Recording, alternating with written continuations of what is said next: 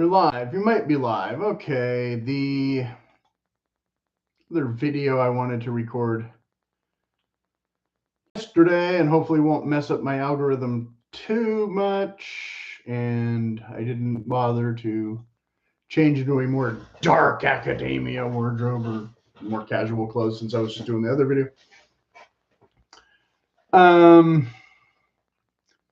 This other one I was going to do getting kind of shelved again for now. Well, there's two, I guess. Because I finally had enough content for this one that I wanted to just kind of put it out while it was still fresh in my head. Which now it's less fresh in my head because I couldn't record when I wanted to for reasons and beyond my control.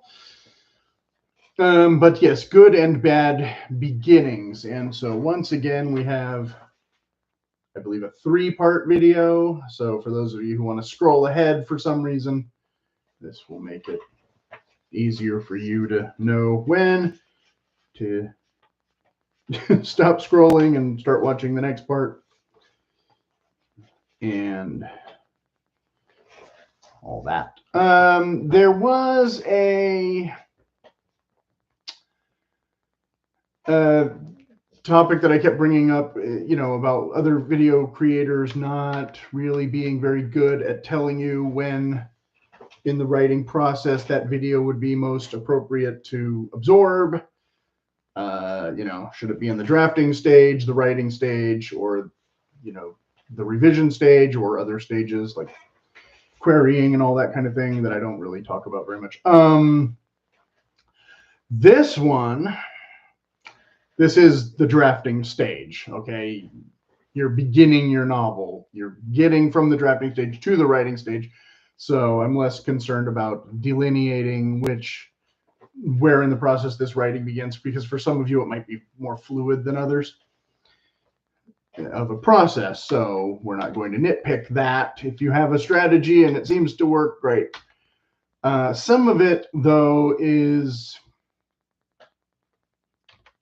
clearly more writing focused than drafting focused. So again, should be more of a no-brainer. Should be a lot easier to figure out. But it doesn't mean you have to write your intro first. It doesn't mean if you're doing a specific genre like whodunit that you don't know your ending first, especially if you're having a screenplay. You typically want to know your ending first. Again, we're not straying too much from that concept most of the time with,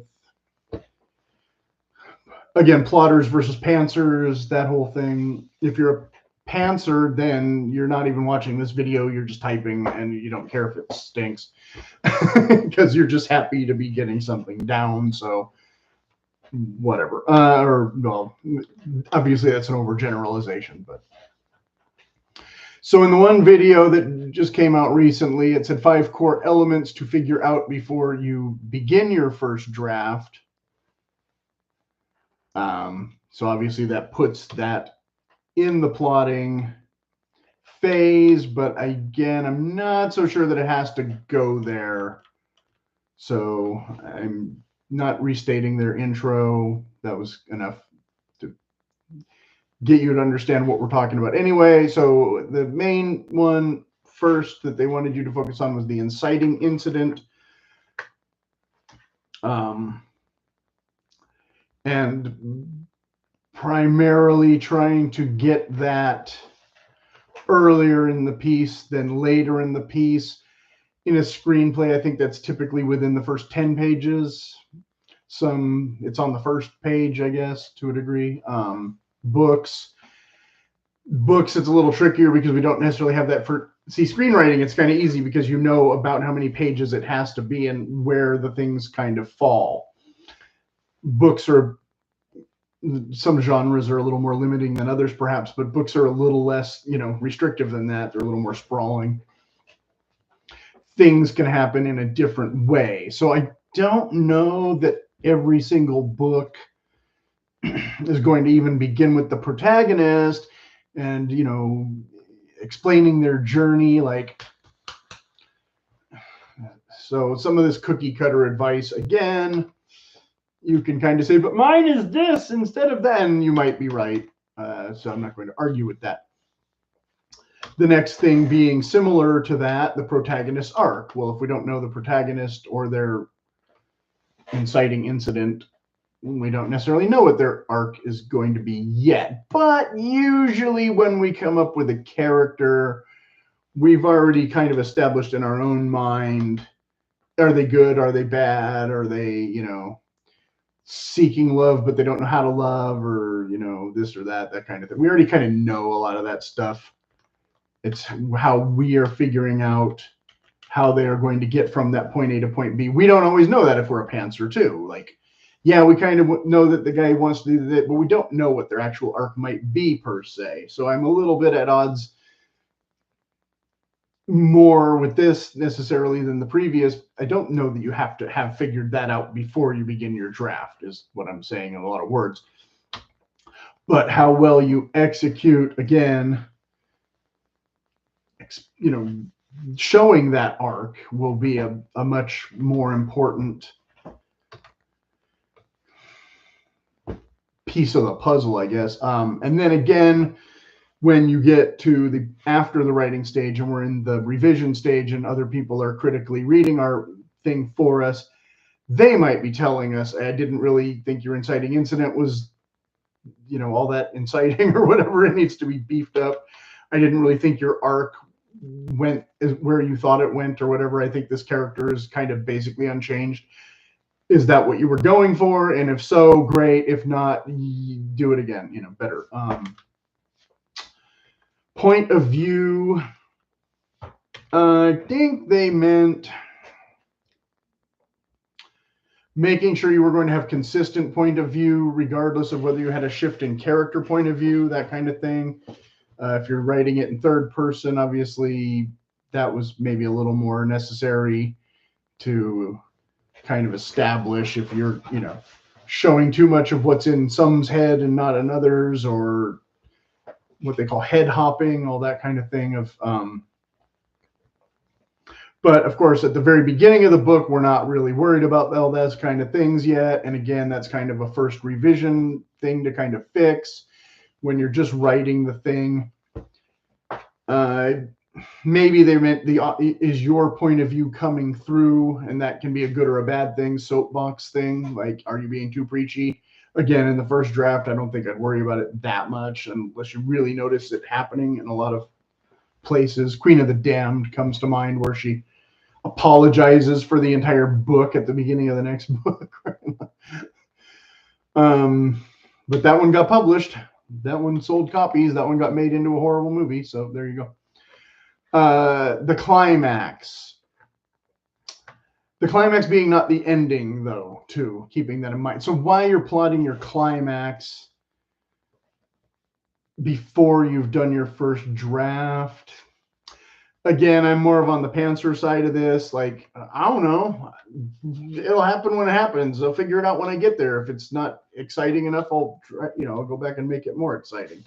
I don't necessarily know what the climax is going to be, because I don't really know what these characters are going to do and who they're going to meet and how their journey is going to change from what I thought was the journey at the beginning. Now the point of that, their thing is that if you plot this out, you'll have less wasted time exploring tangents that go nowhere that you later have to trim. But again, I'm not against writing those tangents, because I think a lot of those tangents, even if they don't fit in this book, can easily be cut and pasted into a different thing, and all of a sudden I have 20 pages that just came out of nowhere, even though I wrote them, and only needed a few name changes and a couple tweaks, and all of a sudden it's a perfectly good 20 pages for that other thing. So I don't consider all writing wasted writing, even if some of it is bad writing. You know, and it can be objectively bad writing, in which case it doesn't cut and paste. It just goes in the dump. But sometimes that's what you come up with when you're forcing yourself to write, even though these video people always tell you that it's important to force yourself to write even when you don't want to write. Well, guess what? A lot of that's the garbage that I end up trimming. So I don't adhere to all of their thing. Although I did have a pretty productive morning yesterday until everything went off the rails and I didn't get to record videos and all that kind of thing either. Okay. Then their afterward thing was understand key ingredients of having a strong plot. is important, even if you're not going to outline the whole thing first. Yes, but like I said, I don't think you need to try and incorporate all those ingredients when you're starting your first draft or even necessarily writing your first draft, if that makes sense. So yes, there might be even character arcs and things that aren't in your first draft that you can still fix. It's not the end of the world. You're not sending this to a publisher yet. You shouldn't even try.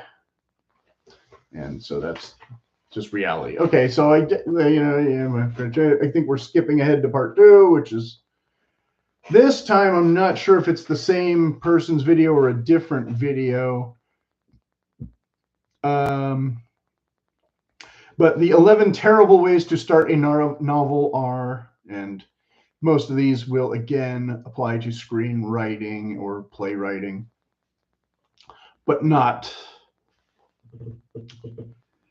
all of them are necessarily things you should worry about when first starting the novel. Again, you can revise. Okay. 1, starting 10 pages before the beginning. 10. This is when you're writing in a lot of backstory, or in some cases, I guess they would include the prologue being too much of an info dump or whatever. We talked about this extensively in a previous video, so I'm not going to go too much into the info dump thing. It was only like 2 videos ago or something. 2 or 3. To introducing too many characters. Yes, I talked about this in a previous video also. I feel like I might have read these points in a different video entirely. I don't remember, but it doesn't matter. It belongs in this one. Anyway, so sorry if you're finding this redundant, but if you didn't already know this, then a good refresher course, because that video only came out like last week, so you obviously didn't know it all before then if it was new to you then. The thing with introducing too many characters isn't just that the reader might forget them all. It's that, there's no action going on typically when you're doing this, but a lot of things you do still have to do this and figure out how to do this. Like Platoon does this actually pretty well. They introduce a whole bunch of characters, but it's a visual medium, so it's a little bit easier. But a lot of people were complaining when they first saw Platoon, like they couldn't tell the difference between Barnes and Elias half the time. That's why when they first show Elias, he's the one not wearing a helmet. He's wearing a headband, and they want you to more clearly see his face and Dead Poets Society, we meet everybody in Neil's room almost immediately, and then we go straight to a classroom where they name several of them. So again, this is not a total faux pas, not a never ever do this. Hobbit, they all show up at his door in chapter 2. So again, it's how artfully you do it. Again, I talked about the Hobbit in the video last video or 2 videos ago, or whatever, where a lot of the characters who are introduced, we never learn anything really about them except their names are Oin and Gloin and Biffer and Boffer, and Bomber. Like, I couldn't tell you the difference between most of the dwarves either, so don't worry about it. But again, don't just copy Tolkien because everybody else has already copied Tolkien. So even in Fellowship of the Ring, where it's not in the first chapter where we're introduced to a whole slew of who becomes the Fellowship, they are all introduced at the same time, but it's done pretty well compared to a lot of other things. 3, not creating conflict. Again, don't go with Fellowship of the Ring where there's a conflict, but we're not going to really discuss it for 50 pages. Whatever. Again, don't try and copy a book that would probably never, ever, ever get published today, except that there's all these copycats that get published now instead, or whatever. Well, again, let me harken that back to the understanding the key ingredients of a strong plot. Conflict is the key ingredient to a strong plot. So if you don't have any conflict in mind and you're just going to have your characters meander around, as most of us do in our first creative writing class, because we're given these weird prompts or whatever, and we're just expected to kind of jam them in, but it's not necessarily a scene that we ever want to use for something else. But then later we're like, oh, my book seems short. can I use this, and trying to shoehorn it in there, that kind of thing. No, because it has no conflict. You just were characterizing. Okay, so terrible way to start a novel, number 4, not introducing your main character. Again, that is not going to be true for a lot of novels and even a lot of movies. Don't sweat it if you do not introduce and properly set up your main character in the first 10 pages or 20 pages or chapter or whatever. If it's not totally necessary to your story and you're trying to achieve something else, like a teaser or whatever, fine. But if you are going to introduce your main character, there should be compelling reasons for us to root for this person. That, I think, was the takeaway we were supposed to have. But again, I didn't do this when this was fresh, so sorry. 5, starting with summary. Again, your word dumps, your info things, your plot, what do you call it? World building stuff, prologues.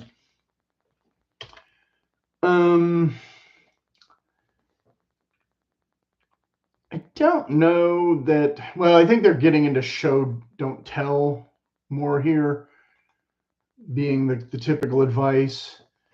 Again, I wouldn't worry about this one so much in a first draft. I think if you go back and read it and you notice it, or your beta reader or whatever goes, how come it's this? Then you want to fix it more than obsessing about what's the best way to begin my novel that isn't one of the 11 terrible ways to start a novel. Like I would say, don't start off a novel worried again so much about if you're doing a good job, so much as getting it down and then fixing it. 6, burying the reader in info. Okay, so that was more of what I just said. So I don't know what they meant exactly by summary per se, but they sound like it's basically the same thing, to me. 7, making the reader feel dumb. Okay, yes, I am guilty of this, but I see a lot of contemporary fiction too where I'm thrown off because I don't know if it's exactly this decade or the previous decade or what the exact cell phone capabilities and things were. And then I open up 2008, this book was written a while ago. No wonder they can't do this. And I'm expecting them to do, stuff like that.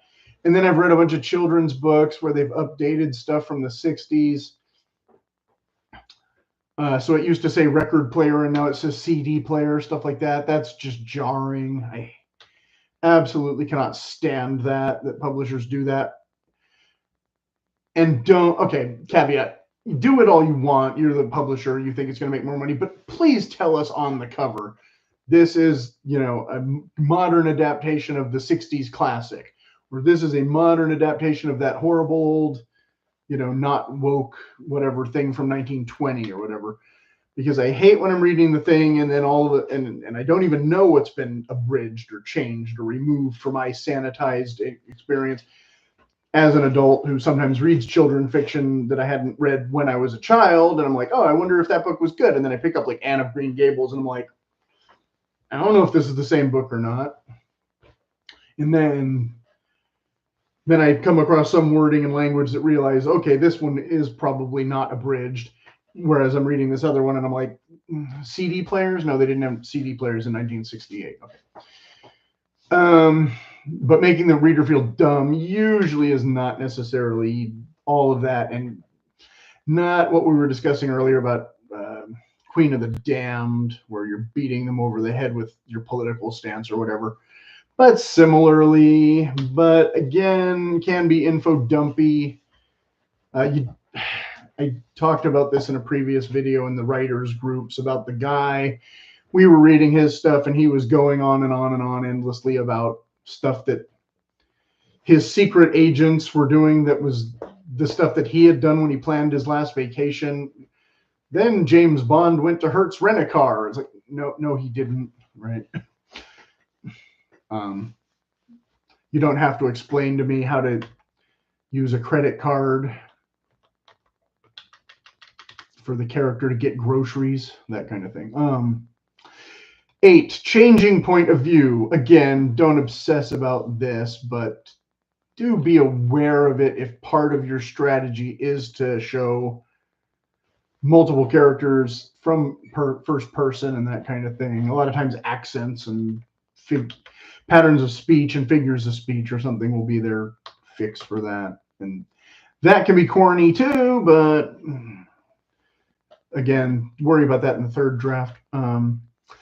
9, starting with a dream sequence. Somehow the dream thing didn't show up in the terrible endings, which of course is often considered waking from a dream the worst possible ending. Again, yeah, yes and no. It depends on how well the dream sequence is done. It depends on why you're starting with the dream sequence, but typically, no, I agree.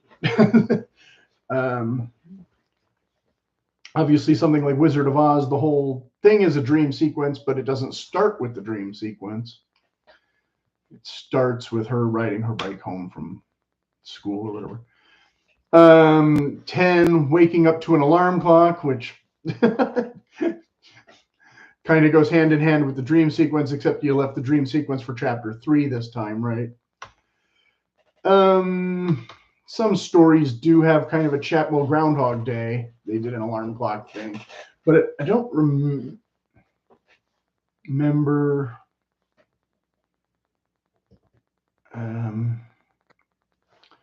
Groundhog Day, they definitely, I think, starts, because then at the end, it ends with the alarm. Spoiler, the alarm starts with the same song, and he's confused because, wait, I'm hearing the same song, but she's still here, that kind of thing. So they did a spin on that. But of course, how old is that movie too? So you have to do it pretty well to get away with it. Let's just say that. And then 11, and this again, kind of a revision issue, slightly more than a first writing issue, but I have again been in that creative writing class where we were sent home for the weekend with some prompt that we were supposed to do, and so a lot of people came back with kind of these malformed things because they wrote it on Sunday night and it was an afterthought. Oh yeah, I still have to do that too after I finished my math homework, and so you're not really in a creative mindset when you start this thing that is never going to become a chapter in a book anyway. It's just a short story that you wrote for a grade. But 11, believing confusion is the same thing as subtlety, and that's where, again, you're introducing your protagonist or some other character, but you're not telling us anything useful. Oh, they're going to be curious about this guy. Maybe not. I agree largely with this advice. This is the kind of thing where, again, when you're starting the book, even if you are a pantser, you usually do have a pretty good idea who this character is. And without going into a total info dump, you can still give pertinent information that makes the reader want to know what they're up to, who they are. Okay, this is kind of long, but not terribly long. And oops, sorry. And we are finally getting to part 3. Okay.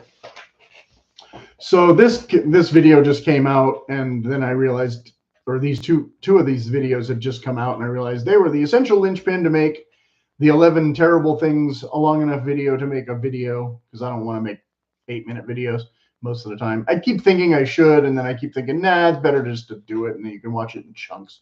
So the 4 things a first page must do. And here I'm slightly cutting and pasting their advice because I don't have too much argument with it.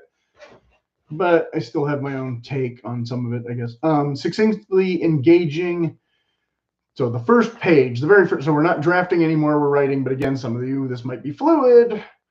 And I don't agree automatically with this being, again, the overriding thing. I wouldn't be talking about their thing if I didn't have an issue with at least some of it. Succinctly engaging reader what it's about, which not all stories tell us on the first page what the story is about. In my opinion, like I said above, so right there, I already disagree with your 4 things. But then he had this funnel illustration thing that I think was totally unnecessary, because bullet points are the same thing as this thing, because whatever, your metaphor is not my metaphor. Which had 5 parts, sort of, except the 5th part was not really a part. Okay. 1, sensory information. Where and when, what is the environment this is taking place? Avoid it being too jarring, but letting us know that it's relevant. The example given here was letting us know they're on a boat, but we don't necessarily have to know what boat. We don't necessarily have to know what ocean. We're not necessarily getting an info dump. There's an attempt here to be made at emotional engagement during concrete description, even though we want to avoid getting into info dump danger. But we want to give brief sketch lines that engage the reader. So again, I don't disagree with all of it, but I disagree that it has to automatically happen here in this way. Okay. 2, activity. So yes, again, jumping back to, if we're introducing 15 characters, nothing is happening while we're doing that. Instead, we want to convey the general vibe of the scene, again, focusing on important details, not necessarily lengthy description per se. Again, so this I agree with more. It kind of depends, because some novels we want it's a character driven thing, so we totally want to know the character. Others, it's a total action thing, and we're worried more about the action, in which case, again, it might not even be the main character, it might be some other kind of teaser. And then this one, it might not be the main character, it might be the main character's forebears or the grandfather or their something, or the parents, whatever the thing. East of Eden, I think, kind of started like that. Memory serves, it kind of went into this whole big long thing before we find out, oh, the actual main character is this dude who hasn't even been born yet. Okay. And that's not typically considered a horrible novel, right? Although, with the passing of time, the ending has become much less shocking than 80 years ago or whatever. Or even when the James Dean movie came out. But the James Dean movie, I think they chopped a lot more of that beginning off, and it was more clearly a novel about, or story about James Dean than the novel had been more about the grandmother and that kind of thing. Okay, the 3, character. Again, I don't think you have to introduce your main character in the first pages, but if you do, okay, I'll agree, mostly, that maybe not too long of a physical description or their entire backstory. We're including a few relevant details, but like I said, everything I mentioned before, this doesn't all automatically happen with the main protagonist. And if we are introducing a filler character, we maybe don't want to give a lot of details because we don't want the reader latching onto them and expecting them to be important later, which we discussed just in the previous video, I think it was, or maybe 2 videos ago. That, again, was me restating somebody else's advice and putting my spin on it. But yes, I agree that, again, call me Ishmael is not how you're going to start your book, because it's been done. 4, context. Here we are revealing the least amount of this possible in the opening in some cases, or it doesn't have to be. The broader context doesn't all have to be a history lesson, is the point of this. Revealing too much, in fact, could be a if we're hamstringing characters or events later. Too much sharing can turn into, again, the dreaded info dump. World building should create questions instead of providing all answers. So yeah, I agree with, a fair amount of that. And then the 5th thing that's not really a thing that modifies the other things more than actually being its own thing is to make at least one of these things compelling so they really stand out. So you have a separate element that's kind of related to or part of one of these other elements that hooks the reader. Again, we are trying to, get people to want to read our book. And even if it is assigned reading later down the line after we're long since vanished off the planet. So yes, can be an aspect of previous elements that stand out. He used an example from 1984. I didn't bother to think of any other ones, but I mean, yeah, this will tie in more to the next thing if I just launch into it. I didn't necessarily agree with the next point that wasn't part of the four things. Yes, it happens, but it's not automatic to happen.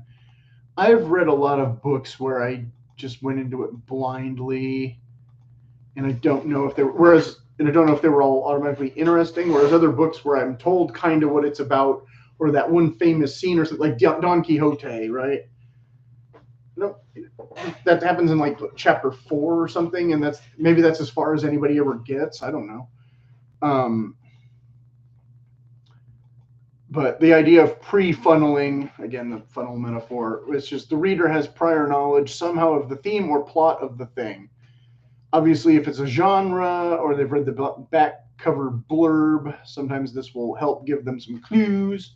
Or if they've had a friend refer them to it, they'll tell them, oh, I know you like this kind of book, so it's this kind of book or whatever, that kind of thing. Nowadays, he's talking about when you're going to critique sites and offering up your work and in exchange reading other people's work, not published work, but as a group thing. You're flying blind. You don't know what their thing is about. And that's an issue for him because, he feels disoriented because he has no prior knowledge, and apparently they didn't set up their world adequately for him in the first chapter, maybe. But I think that's kind of a modern internet problem more than a traditional writers group thing, where we usually did discuss our book a bit first. Usually like, oh, it's kind of about this because we're telling it to 10 people. And that only really matters when you're giving them the first installment. Anyway, if it's chapters of a novel, usually you don't join a writer's group to workshop short stories, but some people do, I guess. So it's a little more relevant because usually when you have someone read a short story, you just want them to read it and tell you if they liked it more than telling them all of what it's about. Well, you'll find out what it's about. It's only 20 pages. Just read the stupid thing. So yes. But even the first chapter of a novel, again, usually is not 40 pages. Most people write like a 5-page first chapter or something nowadays.